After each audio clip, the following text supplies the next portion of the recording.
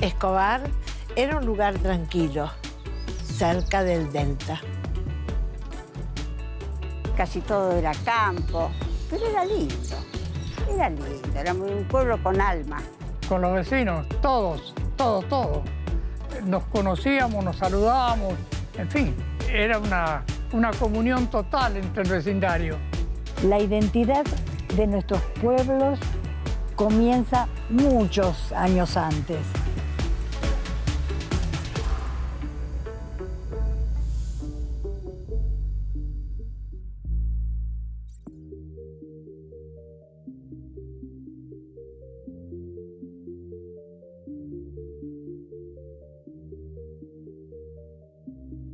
El partido de Escobar está situado al norte de la provincia de Buenos Aires, a solo 56 kilómetros de la capital federal. Es famoso por su floricultura, por su fiesta de la flor, por sus bellas ciudades y lugares de esparcimiento, pero Escobar tiene una larga historia que comienza en las márgenes de los ríos Paraná y Luján antes de la conquista española de nuestro territorio. El poblamiento originario de esta zona estaba compuesto por los pampas o querandíes, una etnia que prácticamente desapareció y ni el idioma quedó. Y toda la zona del Paraná de Las Palmas estaba compuesto por los guaraníes. Es interesante que también en el partido hay una zona que se conoce como las Vizcacheras, que tiene mucho valor paleontológico porque en ese lugar se asentaron pueblos nativos, autóctonos, antes de la colonización. Ellos habitaban esta zona donde estamos nosotros ahora. Sin dudas, los pueblos originarios de la zona dieron una fuerte resistencia ante los continuos intentos de ocupación de sus tierras por parte de los españoles, encabezados por don Pedro de Mendoza en 1536, quienes abandonaron la ciudad al año siguiente y marcharon hacia el Paraguay, donde fundarían Asunción. Desde allí partiría en 1580 don Juan de Garay al frente de una expedición integrada mayoritariamente por los llamados hijos de la tierra, es decir, mestizos, de padre español y madre indígena, quienes finalmente lograrían el objetivo de fundar Buenos Aires, dando origen al primer repartimiento de tierras y a la colonización de los territorios del Río de la Plata. Alonso de Escobar, que era uno de los 63 compañeros de Garay, cuando viene a fundar Buenos Aires, recibe, además de una manzana de tierras en Buenos Aires, recibe también porción de tierras a los costados de una cañada que pasa a llamarse Cañada de Escobar. En el reparto de suertes, Escobar le corresponden 4 suertes. La zona toma el nombre de Escobar por una razón muy simple. Alonso de Escobar deja descendientes, hijos y nietos, que son los que van administrando la estancia o los campos que tenían lo que hoy sería Maquinista Sabio.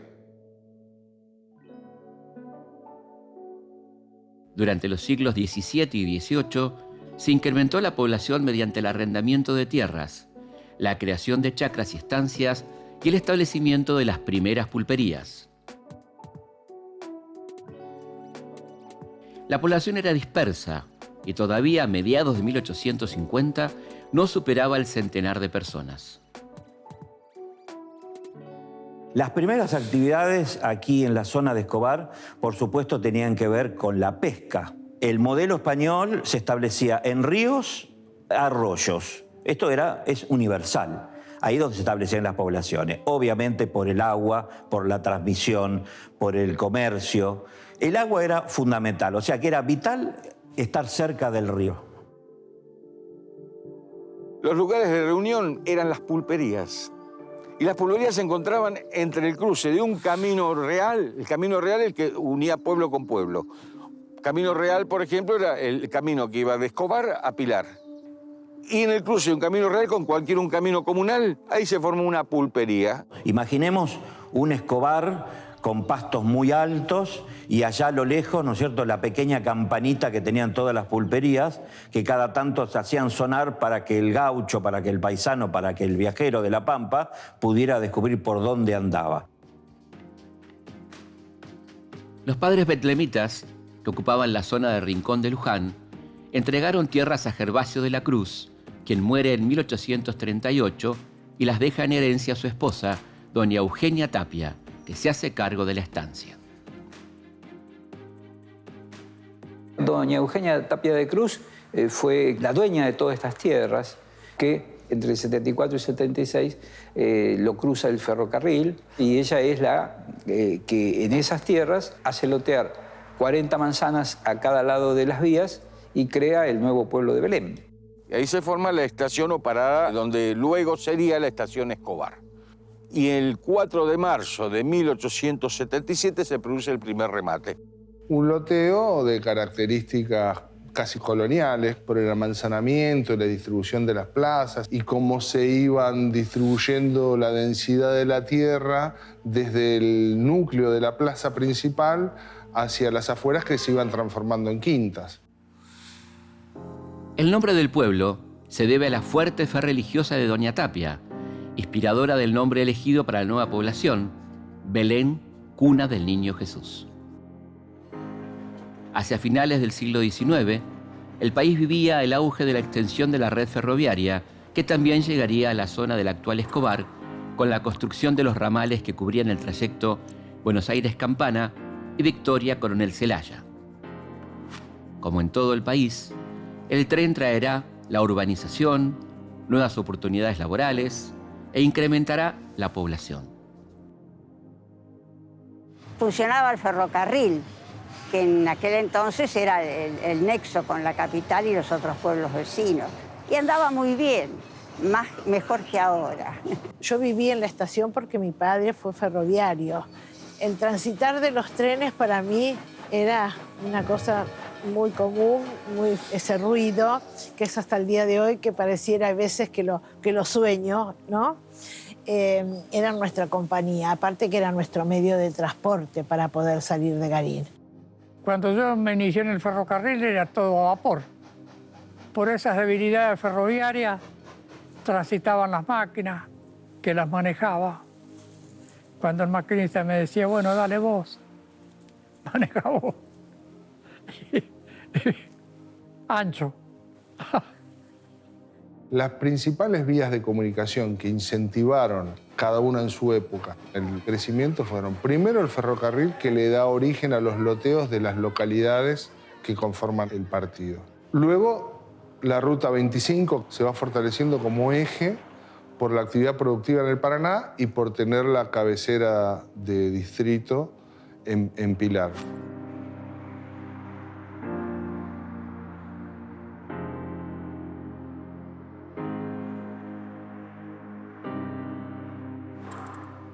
Al pueblo de Belén de Escobar llega la primera oleada de inmigrantes, paraguayos, portugueses, españoles e italianos, que en su mayoría compraban los lotes de tierras en 80 cuotas para trabajos rurales, diversificando y ampliando la producción agrícola de la zona. Cuando se da la gran emigración a partir de 1880 en adelante, Escobar tiene una gran cantidad de emigrantes italianos, en su mayoría. A partir de 1905 en adelante son españoles. En 1920 se da la inmigración japonesa, que es la que permite la floricultura y una de las hitos importantes de Escobar, que es la Fiesta Nacional de la Flor. A partir del año de 1940 más o menos, comienzan los portugueses con las quintas de verduras y en el 70 aproximadamente comienza la inmigración boliviana. Llegué en el año 1948, en julio del 48, pregunté dónde está Escobar, porque veía unas calles anchísimas y no veía la casa porque tenía ligustrina delante. ¿Cuándo llegamos? Estamos en Escobar. En cuanto a cómo me sentí, yo jamás aquí en la Argentina me sentí un extranjero.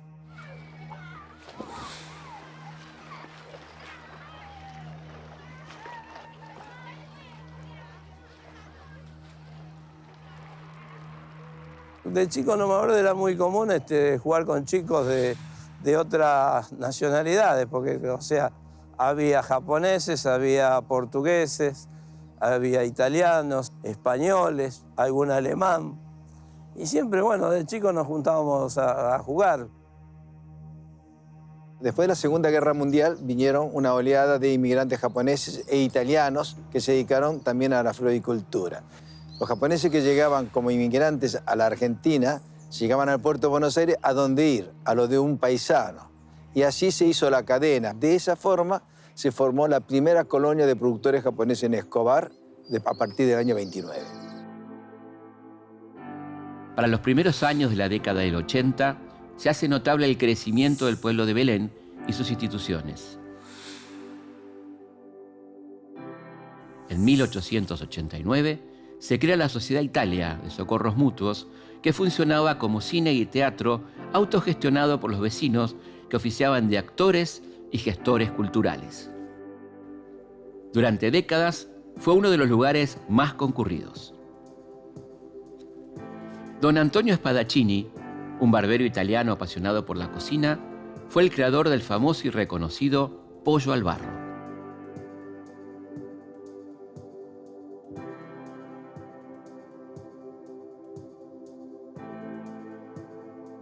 Otro vecino notable de la zona era Enrique el Pibe Capello, creador del primer instituto secundario de Escobar en 1954.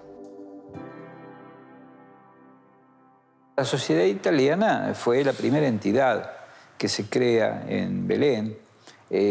Sociedad Italiana que se llamó, hasta hace no muchos años, Sociedad Italia de Socorros Mutuos. Y la Sociedad Italia pasa a ser el centro obligado del gran movimiento sociocultural que se fue dando en Belén, ya que tenía el primer salón, el primer lugar donde se podían realizar distintos tipos de celebraciones.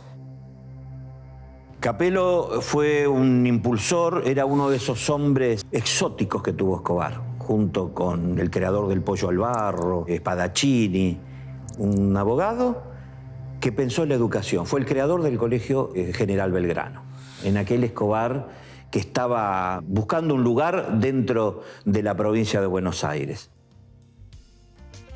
Dentro de las distracciones de los pobladores del pueblo de Belén estaban los corsos, por supuesto, los carnavales, los corsos.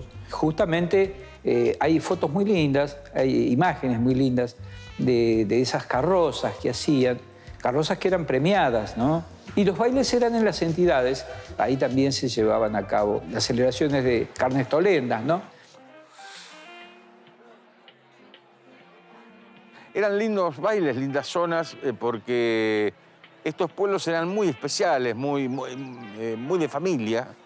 Es decir, que al baile iban papá, mamá, la abuela, el tío. Es decir, para sacar a bailar era con la cabecita, hacía que haces tac. Y la chica estaba. Cuando uno sacaba una chica, estaba la tía, la abuela, todo, y entonces uno hacía y la sacaba a bailar. No había otra. La creación de Garín en 1893 está vinculada a la cesión de tierras en la parada ferroviaria del kilómetro 44 del Ferrocarril Central Argentino. Allí se instalarán Cecilio Ramón Beliera y sus hermanos. El loteo permitió el establecimiento de nuevas familias en la zona. El pueblo de Garín nace con el ferrocarril. El ferrocarril ahí se da un poquito posterior a lo que fue el ramal de Escobar y se crea en el kilómetro 44 la estación Garín. Tomó el nombre del arroyo y de ahí se llama Estación Garín. Garín forma parte de un promedio, de un interland de las demás localidades que forman el partido de Escobar. ¿Por qué? Porque ya estaba el diseño agroexportador en esta pampa ondulada. Había puntos productores muy interesantes que tenían que ser recibidos en Capital Federal, en lo que es hoy Capital Federal. Ese pueblo de Garín, el de antes, era un pueblo hermoso. Muchos árboles, calles de tierra. También íbamos al arroyo de Garín, que el arroyo de Garín era chiquito, pero Y nosotros, papá nos hacía preparar una cañita y mamá nos llevaba. Y bueno, con la cañita tratábamos de pescar alguna mojarrita, pero veníamos chochas de la vida, era un día realizado. Don Domingo Nazarre hereda tierras en la zona aledaña al pueblo de Belén de Escobar y se instala con su familia a fines del siglo XIX. Vende algunas hectáreas al ferrocarril y ordena el trazado del pueblo, al que bautizó con el nombre del catalán Domingo Mateu, integrante de la primera junta. El ferrocarril impulsó el proceso de semi-urbanización y poblamiento y dinamizó la actividad ganadera vacuna y ovina, la creación de tambos, el cultivo de cereales y oleaginosas y la industrialización, con el molino más grande de la zona, propiedad del italiano Miguel Bancalari. El molino, que contaba con una estación propia de ferrocarril, se convirtió en una importante fuente de trabajo e incrementó el movimiento comercial de la zona, contribuyendo a la prosperidad de la región. Mateu es un pueblo que está a 7 kilómetros de Garín. Nace como una parada ferroviaria. Los campos esos pertenecían a don Domingo Nazarre y allá en principio de 1900, él hace el trazado del pueblo. El molino Bancalari, que fue la primera industria que tuvo el pequeño poblado de Mateu, dio vida y dio trabajo a mucha gente. Y bueno, allá por los años 30 sufre un incendio, un lamentable incendio que lo destruye totalmente. Nosotros estábamos jugando al fútbol en un baldío ahí, los 5 hermanos Parra y yo. Era la 1 de la tarde y vimos el humo, se quema el molino. Y ahí quedamos en la puerta, atónitos, mirando cómo el molino se quemaba. Cómo se quemó totalmente. Para los vecinos, un día tristísimo. Tal vez el más triste de Mateu.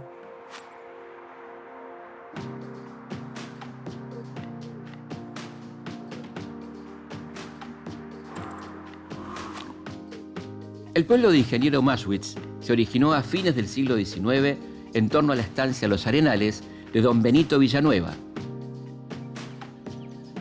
Fue proyectado para ser habitado por una determinada élite vinculada al poder político, económico y social de principios del siglo XX. Fue bautizado con ese nombre en homenaje al ingeniero Carlos Maschwitz, inspector ingeniero del Ferrocarril al Pacífico y ministro de Obras Públicas del presidente Figueroa Alcorta. Acá queda la estancia Los Arenales, o más bien le llamaba Establecimiento de Campo Los Arenales, que es lo que hoy estamos viendo acá, ¿no es cierto?, que es el polo educativo de Escobar. Acá queda la estancia y ¿qué hace? Empieza a tener ganado vacuno, hace la primera importación de la Holstein Friesian. Había dunas de casi 3 metros de altura. Muchas de esas arenas fue para construir el subterráneo en Buenos Aires. Es decir, que la primera industria de Maschwitz fue el transporte de arena. Maschwitz era muy distinto a lo que vemos ahora, porque miles de años atrás existieron ingresos marinos a la zona. Donde estamos pisando y recorriendo seguramente era todo parte del océano. Y de hecho, a raíz de eso quedó como consecuencia que en muchas calles de Maschwitz hay muchísima arena en la composición porque el mar al retirarse dejó su lecho, que normalmente es arena. Cuando se descubrió la ballena acá en Maschwitz, en realidad fue la segunda que hizo tanto furor, porque la primera está en el Museo de Luján. La descubrió mi hermano, que tenía no sé cuántos millones de años. Fue todo un acontecimiento. Aquí estamos llegando a la meta en Ingeniero Maschwitz. Oscar Gálvez, ganador de la última etapa. Manuel Fangio, el notable as del volante. Especialmente el lugar de mayor atractivo en ese sentido fue Ingeniero Maschwitz. Presidentes hemos tenido, viviendo en Ingeniero Maschwitz, a Frondizi, por ejemplo. Teníamos siempre la visita de Ortiz y de Hipólito Yrigoyen, que pernoctaban en una casa denominada Quinta Saint-Germain, que aquí la conocemos como el Rancho de la Cambicha. Dentro del ámbito cultural, hemos tenido permanentemente la visita de Borges, también Amelia Benzi, Alberto Closas. En fin, una cantidad enorme de personajes sobresalientes de todo el ámbito cultural.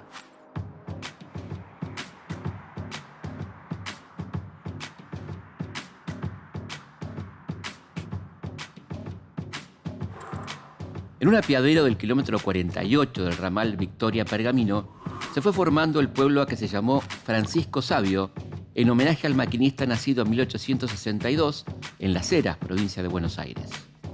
Sabio ingresó en 1907 al ferrocarril y con la locomotora 191 logró en 1926 el récord de velocidad, cubriendo el trayecto Retiro-Rosario en 3 horas 21 minutos.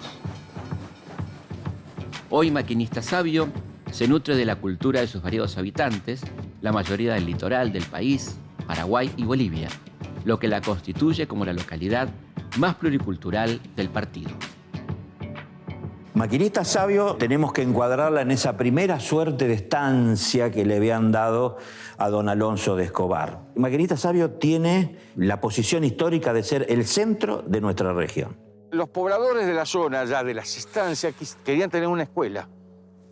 Entonces se ponen de acuerdo, en el tambo de Chipitelli ofrece una habitación, dice, bueno, acá puede ser la escuela, acá puede venir la maestra. Se consigue una maestra, se baja en lo que era la actual ruta 26, ahí paraba el tren, le ponían el banquito a la maestra, ahí se bajaba y empezó a dar clase a los chicos. Con el tiempo se dice, bueno, hace falta crear una parada. Y en el 1960 los vecinos se ponen de acuerdo y de ahí nace la parada kilómetro 48. Todos los barrios que había en Maquinista Sabio eran muy humildes. La adversidad hizo que cada uno hiciera su casita, lo construyera. Y ahora cuando camino por sus calles, las veo pintaditas, arregladas, con veredas. Es decir, hay un avance que es evidente que la familia se ha preocupado. Maquinista Sabio es la zona más poblada por los provincianos, por nosotros, los argentinos, formoseños, paraguayos, es más, ahora hay mucho paraguayo también. Ahí defendemos nuestra tradición, como es el chamamé. Y otra cosa también que está el proyecto, ojalá que algún día lo apruebe, que Maquinista Sabio va a ser la cuna del chamamé de todos los provincianos y de la provincia acá de Buenos Aires. A comienzos del siglo XX, la zona que ocupa la localidad de Loma Verde a las orillas del río Luján fue una región tambera. En la década del 40, el loteo propició el surgimiento de los primeros barrios y huertas que se asentaron a fines de los años 60, cuando finalizaron las obras de la Ruta Panamericana. El crecimiento poblacional, cultural y económico de Loma Verde impulsó la creación de esta sexta localidad establecida en el municipio de Escobar.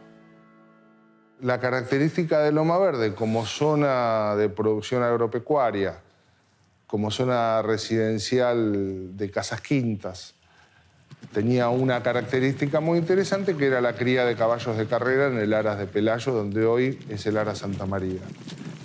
El caballo de carrera, que le da nombre a muchas de las calles de la nueva localidad, también es homenajeado de algún modo en el escudo que eligieron los vecinos para configurar la identidad de Loma Verde. De Escobar a Loma Verde habría 6 casas, 7, había un copetín al paso allá en el kilómetro 56, una escuela. Antes era casi todo cultivo de flores. Cuando yo era chico, ¿no? Loma Verde sí que era muy lindo y sigue siendo lindo. Escobar crecía y se diferenciaba claramente de la instante cabecera de partido establecida en Pilar. Esto llevó a los vecinos a pensar en la autonomía y a emprender las primeras acciones en 1894. Las razones de la creación del Partido Escobar obedecen a razones económicas, políticas y sociales. Dentro de lo económico, bueno, toda la zona de influencia que tenía Escobar y los pueblos que querían conformar el partido, Garín, Mateu y Magui. Magui, si bien en ese momento no pertenecía al partido de Pilar, sino pertenecía al partido de Tigre. Pero se lo quería sumar para el partido de Escobar. Se venía hablando de la importancia, la gran cantidad de vecinos que había, el territorio, más de 300 kilómetros cuadrados. No estaba todavía terminada la ruta Pilar, había que ir por calle de tierra, 2 tribunales, la policía, todo había que ir a buscarlo a Pilar. Entonces vinieron desde 1898 intentando independizarnos de Pilar. Fueron 60 años de intentos hasta 1959. Hubo varios proyectos, pero sí viene afortunadamente a cuajar el proyecto que se inicia acá con una comisión de procreación del partido de Escobar, que se forma ya por 1957 en el local del Centro de Industria y Comercio de acá de Escobar. La idea de la autonomía ganaba terreno, pero cosechaba rechazos y detractores como Osvaldo Sigluti, quien a través del periódico El Hornero y bajo el seudónimo de Don Garín, criticaba las pretensiones independentistas de los vecinos de Escobar. Pero, más allá de las críticas de Don Garín, a mediados de 1957 comenzó la campaña para lograr la autonomía comunal, que llegará al Parlamento de la mano del dirigente de la UCRI, Edilfredo El Chino Ameguino, quien presentó el proyecto de ley de la creación del partido de Escobar, que será aprobado el 8 de octubre de 1959, convirtiéndose en ley el 13 de enero de 1960. Una parte de la demarcación de límites la realizó el ingeniero Jacuzzi a bordo de un sulky del Diariero del Pueblo para la futura demarcación de los límites entre el nuevo Escobar con Tigre y con Pilar. El nuevo partido quedaba conformado por los pueblos de Garín, Mateu, Belén, Machuis, Sabio y años más tarde Loma Verde. El proyecto entonces que presenta el Chino Ameguino ocurre el 8 de octubre de 1958. Y un año después, el 8 de octubre de 1959, es ese histórico día en que se acepta, en que la Cámara de Diputados de la provincia de Buenos Aires acepta la creación del partido de Escobar. Y ese histórico día, 8 de octubre de 1959, tuvimos en Escobar un espontáneo festejo que se manifestaba en las calles, con la gente reunida en la esquina del Club Atlético Independiente, o sea, Tapia de Cruz y Colón, una caravana con autos que recorrían el pueblo tocando bocina. Fue un día de gran jolgorio. Cuando Escobar se independiza, yo creo que es no sé, una comparación medio idílica, ¿no? Cuando un hijo crece, se conformó una identidad para Escobar, para el partido. En 1960, en tiempos del presidente Arturo Frondizi, en las elecciones municipales celebradas el 27 de marzo, es electo el primer intendente, Antonio Lambertucci. Hay un señor, don Antonio Lambertucci, hombre de la isla, nacido en la isla, muy querido en Escobar, un personaje de esos personajes que existen en los pueblos, peronista.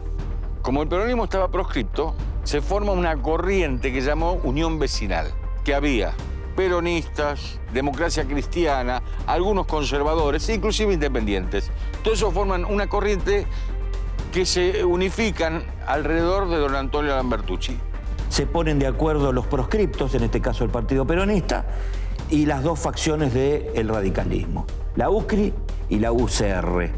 Y se ponen de acuerdo en esto.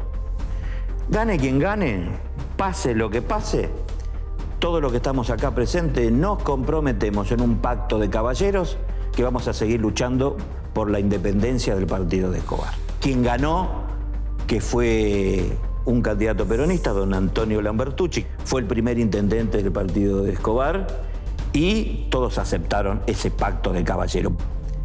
El primer intendente vino a dar un paseo acá, seguido por toda la gente de Escobar que lo seguía. Mi mamá sacó las flores del florero que teníamos en casa, salió corriendo a la calle y se lo encajó en la falda como un agradecimiento y una gran alegría de que se había formado el partido de Escobar al fin y que Machuis pertenecía a Escobar, porque nosotros pertenecíamos a Tigre y nunca ligábamos nada. El partido necesitaba encontrar un elemento identitario. Lo hallará en la Fiesta Nacional de la Flor, que se celebrará por primera vez en 1964 por iniciativa de don Arturo Brosio y la ratificación por decreto firmado por el presidente Arturo Illia el 22 de septiembre de aquel año. Desde entonces, la fiesta refleja la importancia que la labor de las distintas colectividades han tenido en el desarrollo de la floricultura y constituye uno de los emblemas del partido. Es una idea que nació en la mente del señor Arturo Brosio, un arboricultor de Mateo. Arboricultor significa que cultivaba plantas de parque. El señor era rotario y un día, en una reunión rotaria, como homenaje hacia todos los floricultores, vamos a hacer la Fiesta Nacional de la Flor, comentó. Fue aceptada la idea y posteriormente se conformó una primera comisión con rotarios y productores de flores de Escobar. En el auge de la Fiesta de la Flor, en fines de los 70, principios de los 80, para mí ocurría algo realmente mágico, que era la construcción de carrozas. Y esa noche previa, en esos galpones, con todo ese gentío trabajando y colaborando ad honorem por una causa tan simbólica como armar una carroza de flores, era maravilloso. La primera fiesta se hizo en el Club Sportivo Escobar, que era un regalo a los ojos. Cuando uno entraba ahí se deslumbraba viendo ese espectáculo de las flores. Algo nunca visto, todo junto, tanta flor hermosa junta, tanta variedad. Era hermoso. Significó para Escobar salir a la luz, salir a los comentarios de la gente, a que se supieran que existía Escobar. Juan Carlos Villalba es un verdadero artista popular que nos ha honrado haciendo películas actuadas solamente con vecinos del pueblo y que el estreno de sus películas suscitaba realmente una conmoción en el pueblo y se llenaban los cines. El rodaje de Pajaritos fue una maravilla. Yo creo que he sido un privilegiado de poder hacer esa película con gente tan querida de Escobar. El protagonista fue Tomasito Seminari. Hoy el teatro tiene su nombre. Los actores eran todos de Escobar. El único que había pisado las tablas era Tomasito, que tenía una larga trayectoria en el teatro, desde muy jovencito. Una especie de neorrealismo local. En los años 70 se hizo una postal de Escobar que mostraba la terminal, el colectivo, el jardín japonés, el centro comunal. Y realmente en esa postal se veía reflejado un sueño que estaba hecho por montones de inmigrantes que vinieron a Escobar y lo hicieron crecer de una manera exponencial entre los años 50 y los años 70. Y ese crecimiento tenía como una dirección, un sentido de pertenencia muy importante de la gente que venía de afuera y que todos luchaban en una misma dirección. En 1982, Escobar aportó sus héroes a la guerra que enfrentó a nuestro país con Gran Bretaña por nuestras Islas Malvinas. Hoy Escobar dice nunca más y propicia políticas educativas y culturales que promueven la memoria y la justicia. Un día nos reuniremos, gran suma de minúsculas, despiertas y conmovidas. Entonces derribaremos las puertas del tiempo injusto. Y no habrá nadie entre nosotros que llore por la causa de los ídolos mimosos. Nadie entre nosotros que nos delate con su canto de sirena a los señores de la infecundidad. Porque habremos cerrado tanto nuestras filas que toda la ternura será nuestra.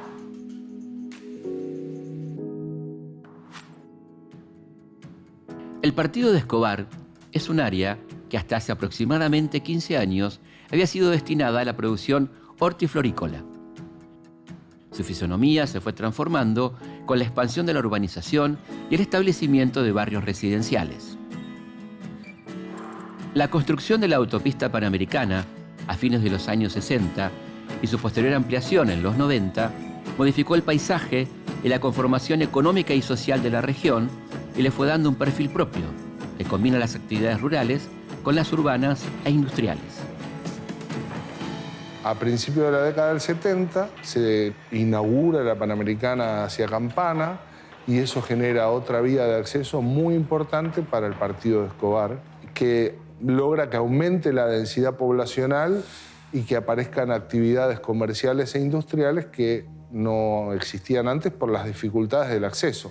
La zona del Delta tiene su importancia comercial o productiva con respecto a la producción silvopastoril, que es una conjunción entre la cría de animales y el desarrollo y la plantación de especies arbóreas con fines madereros, más que nada. La zona del partido de Escobar es el centro productor más importante de planta de interior. Estas plantas están calefaccionadas y también Escobar produce el 75% de las orquídeas que están en el mercado de la Argentina.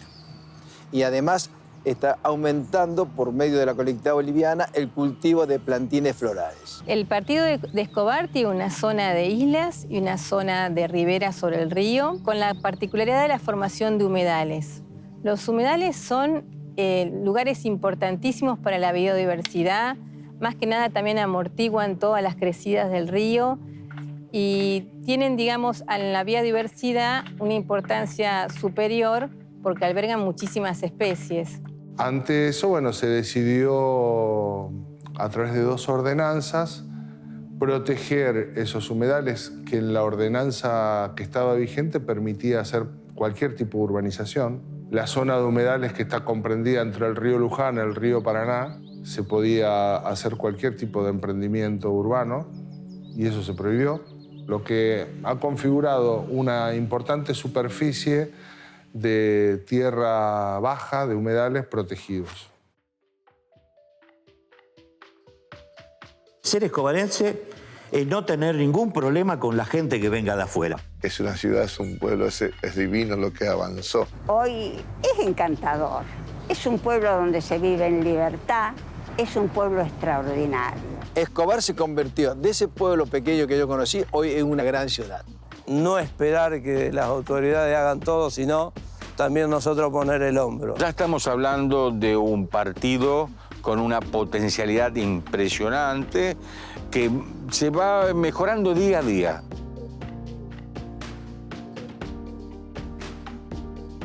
Escobar exhibe orgullosa su diversidad cultural, plural y plena de vida. Posee industrias, naturaleza, parques temáticos únicos en el país y un centro educativo de enseñanza superior. Hoy Escobar es un extenso y progresista municipio del norte de la provincia de Buenos Aires que promueve el desarrollo, la cultura, la educación y el bienestar de sus habitantes, reivindicando sus tradiciones y su historia. Hoy Escobar florece.